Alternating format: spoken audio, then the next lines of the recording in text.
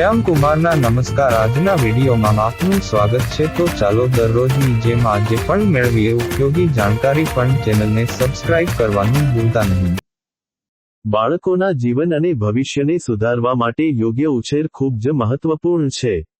ખાસ કરીને નાના બાળકો માટે આ વધુ મહત્વપૂર્ણ બની જાય છે। નાના બાળકો સમજી શકતા નથી કે તેની આદતો તેના આખા જીવનને કેવી રીતે બદલી શકે છે। સારી ટેવો તેને દયાળુ, બુદ્ધિશાળી અને સફળ વ્યક્તિ બનાવે છે, અને ખરાબ ટેવો તેમના પોતાના ભવિષ્ય માટે ખૂબ જ ખતરનાક સાબિત થઈ શકે છે। તેથી જો તમે તમારા બાળકને સારી ટેવો ગંભીરતાથી સમજાવશો, તો તે ભાગ્યે જ સમજી શકશે।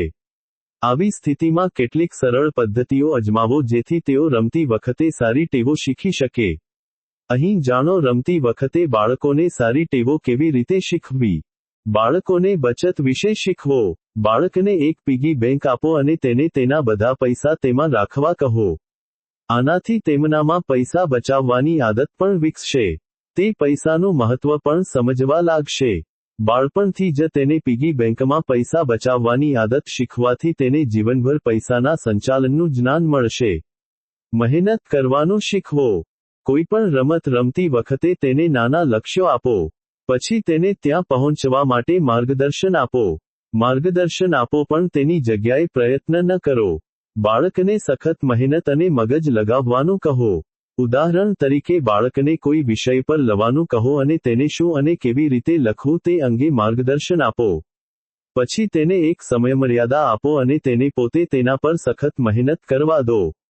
આનાથી બાળકો સમય મર્યાદામાં રહીને પોતાના લક્ષ્યો પ્રત્યે સભાન રહીને સખત મહેનત કરવાનું શીખશે। સાથે ભોજન લેવાની આદત પાડો।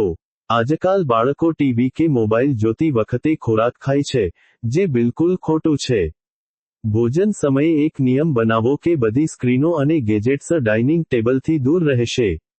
પછી જમતી વખતે રસપ્રદ વાતો કરો જેથી રાત્રિભોજનનો સમય બાળક માટે મનોરંજક સમય બની જાય। આનાથી પરિવારમાં બંધન મજબૂત બને છે અને સ્વસ્થ ખાવાની ટેવો પણ વિકસે છે। સાથે મળીને એક પુસ્તક વાંચો।